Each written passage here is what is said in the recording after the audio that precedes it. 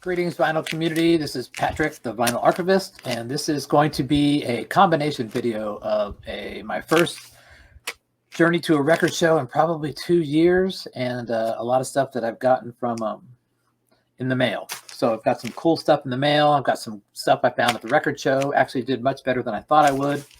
So let's just get started. Record show was yesterday, Saturday, in Roseville, California.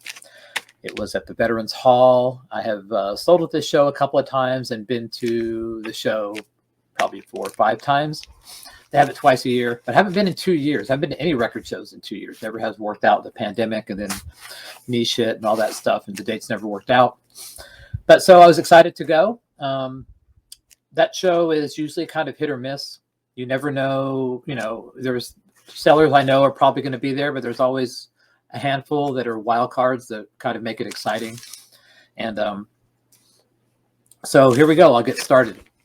Before I do, I got to share something that I've noticed that at record shows, there are some people, there's this one guy, I'm not going to say his name or anything, but every time I go to a record show, the guy lugs in 3 tables worth of records. I mean, just pays for 3 tables, but prices his stuff so ridiculously freaking high that they never sell. And he has to lug them all back. So sometimes I think some of these guys just want to go in there and show off their record collection and talk to people. Because I've seen the same records there for 5 years that the prices have never changed. It was ridiculous. So anyway, let's start with the record show and what I got. Got there, did the early bird. I like to get there early because, you know, it's only $5 and you kind of get there before everybody else. And there wasn't really a ton of people early, which was nice. What I typically do is I'll start looking. There are certain sellers that I know to avoid and certain sellers that I know to check out. And the new people, I'll go, you know, thumb through some stuff and see what their prices are. And if they're outrageous, I'll move on and come back to them way later. I just want to get a feel for the people that, you know, are selling stuff that I think is reasonably priced. So with that being said, God, I can't believe I said that, but we'll start. And there's no random order, and these things are mixed up now from sellers. The first one, I was looking for another copy of Lynyrd Skynyrd's Street Survivors. This is the one without the flames. It was mastered by Ken Perry. Vinyl's in great shape. Cover's not. I don't care about the cover. But I think it was like $5. And so I was like all over that. And the next one, this one's probably going to go to Vinyl Richie if he wants to do so. This cost me $20. This is a later repress of Led Zeppelin 1. But it is the George Piros pressing on both sides. I think this was pressed at Allied.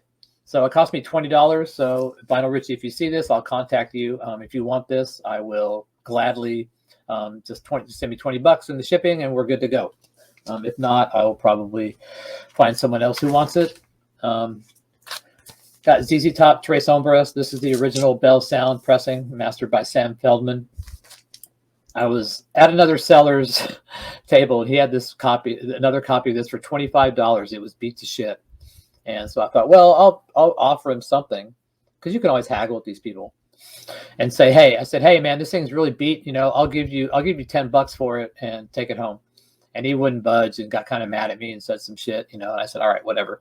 He said, you won't find another one. And I said, 4 aisles later, I found this one, and this was in much better shape than his. So to hell with you, dude. Learn how to fucking grade your records.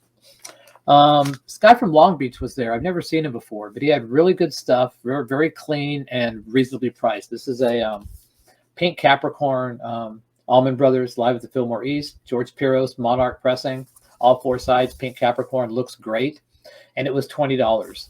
And so I said, okay, I'll pop on this. I needed a good copy of this.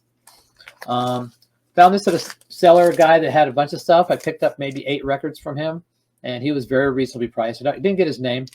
This is Private Life. This is a kind of a late 80s, early 90s AOR type band that Eddie Van Halen produced. I think they were friends of Valerie Bertinelli. It's a promo pressing. I have another copy of this, so I will probably be sending this along, probably to Mark Kopernicki, because I think he liked it when I played it on my live stream, but this will be going to somebody. This is another $5 record. This was E.G. Daily, Wild Child. She was in Pee Wee Herman and was on The Voice, and this is going to probably go to somebody as well. Bad Company Straight Shooter. This was $7, and this is a Canadian pressing, but is uses the Mastering Lab plate. So I'm curious to see how the Canadian vinyl works with this. So I'm very interested to hear how this sounds.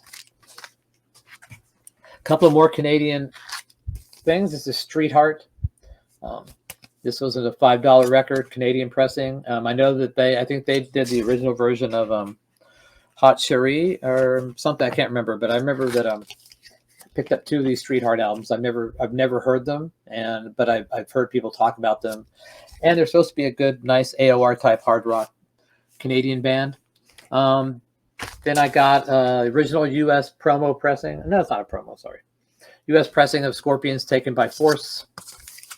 Now, if you look here, you can see that it says the sales of Sharon, 4 minutes and 24 seconds. And that is where most pressings have, is that one. But this one actually has the beginning coda on it. See how it says 5 minutes and 12 seconds? So this is one of the few pressings that has the full version of Sales of Sharon. Which, if you like the Scorpions and like Rick Roth, is a must-have. And so I'm not really pulling these out but I wanted to show that because I don't want to make this freaking video 8 hours long. So next stack. Pull these out. Blue Oyster Cult, Tyranny, Mutation. This is a promo copy. I needed another copy of this. This is a promo. This was $8. I was surprised how cheap this was at that record sale. I was very happy to get that for $8. This is Pink Floyd Animals. This is the UK A2 B3 pressing. I think the In Groove just did a shootout of this. I would have to agree with him that this is the best sounding pressing. I talked him down to $40 on this. I have another copy of this. Whichever one is better, I will keep, and then I will be selling this.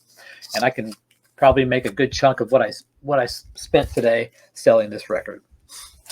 Same seller, same guy that had the Street Hearts and the E.G. Daily and stuff. Yeah, this Aerosmith Toys in the Attic. It's first pressing with -1A on both sides, but it had no inner sleeve and it had some hairlines, but the vinyl looks clean. And so he had it listed at like $10. I got it down to $7, and so I was happy to get this. I needed another copy of this. And the same guy. AC/DC Highway to Hell, been cataloging my records, and I realized I had gotten rid of my Highway to Hell, so I needed to get another one. This is a George Piros US pressing, and this was $12.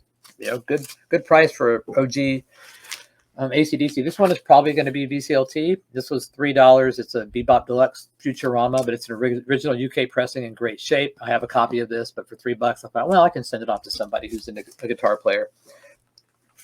Next up, this is an upgrade for me. This is Frank Marino, Mahogany Rush, Child of the Novelty. This is from that guy from Long Beach. This was $10. This is super clean, original 20th century, super clean, and $10. That was a great deal. Dokken Under Lock and Key, original U.S. pressing. This was $8. I'm like, I'm not passing that up for $8. Blue Oyster Cult, Club Ninja. I hardly ever see this out in the wild. This was $10, and I said, okay, I'll get it. Last stack from the record show. Again, this is from the Long Beach guy. Same guy got that stuff. This is Mahogany Rush Strange Universe. This is an upgrade copy for me as well. This is just as clean as the Child of the Novelty. $10 again, which to me is a great deal for that. I actually went into the record show looking for this record specifically. John Cougar Mellencamp, The Lonesome Jubilee. I don't have this or the Scarecrow album. I was looking for them both. Couldn't find the Scarecrow album, though, surprisingly. This was $5. Really nice, clean copy. Another album that I found I didn't have was The Go-Go's, Beauty and the Beat. Another U.S. original pressing, $5. Sure, I'll take it home. And last but not least from the record show is from the same seller, I got the Pink Floyd Animals and stuff, is Susie and the Banshees. And this is a promo pressing, Peep Show. Or is this called Peep Show? Yeah, called Peep Show. I've never seen this out in the wild. Someone sent me a bunch of Susie and the Banshees to record, except for this one. So I'll look forward to recording it and maybe sending it along to somebody. All right. So that's it for the record show. Okay, now on to the stuff I've gotten in the mail, and quite a bit. So let us begin. First up, very, very special record. Project Gemini, Mark Kopernicki.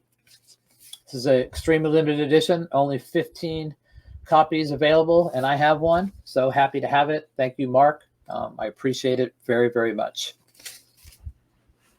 I received some stuff from Rob the Waxed. This is Alcuin. This is a prog band. I think they might be Dutch, but he was kind enough to send this along to me to record because he thought that I might be interested, and I heard it and I thought it sounded interesting, so very happy to get that. And he also sent me along this Lee Morgan quintet, Take 12, Vinyl Me Please. He had some issues with this one, but he figured I could clean it up and make a digital recording of it and clean it up. So I appreciate that as well. And also from Rob, he sent me Nick Lowe, Labor of Love, and look forward to recording this Power Pop gem. But thank you, Rob, very, very much. That was awfully kind of you, and I appreciate it. And there's got some stuff in from a seller in the UK that gets me a good deal on shipping and pricing. This is Queen 2. This is the Blair's cut. On the Dead Wax, it says Blair's and Blair's cut. But hands down, the best version of this album you'll ever find. Ever, ever, ever, ever, ever. No questions asked. Don't even think about it. Blair's cut in the Dead Wax. You're good to go. Fleetwood Mac, Tango in the Night. This is a direct metal master from Germany. Sounded great, super clean vinyl. I haven't compared it to the Chris Bellman cut or the US Precision direct metal mastering, but I will probably do so. But this was really, really nice. Howard Jones, 1-to-1. Haven't listened to this. I have to buy a certain amount of records from him to get the deal on shipping, and so this was one of the ones that's original UK. So I like Howard Jones. We'll be spinning that. And I got Face Value by Phil Collins. This is the original UK pressing, the gatefold cover. And that was it from my UK seller friend. I got the first garbage reissue, the 2LP cut at 45. I think these are cut at 45. I can't remember. But I just did Garbage 2.0, and it was amazing. Sounded great, much better than the original. So I have high hopes for this one as well. Haven't even opened it yet. So got a lot of stuff going on. And last but certainly not least, took a while to get here because I had to redirect the package to another location. But here we are. The Eagles, self-titled, One Step. This is number, what is it? Number 3,613. So very, very glad to have this. And can't get that without this. Here we go. Desperado, another One Step, and this is number 3,823. I'm going to get the whole set of these. Eagles fan, and looking forward to this. Haven't even opened these. Got these yesterday. Looking forward to them. But yeah, so I will definitely be probably declicking these during a live stream in the afternoons. And that is it for me. That was a long video. I hope you all stuck through the whole thing. I want to thank everybody, especially Rob the Wax and Mark Kopernicki for their generosity. I hope to see y'all on the live streams, and take care and see y'all soon. Bye.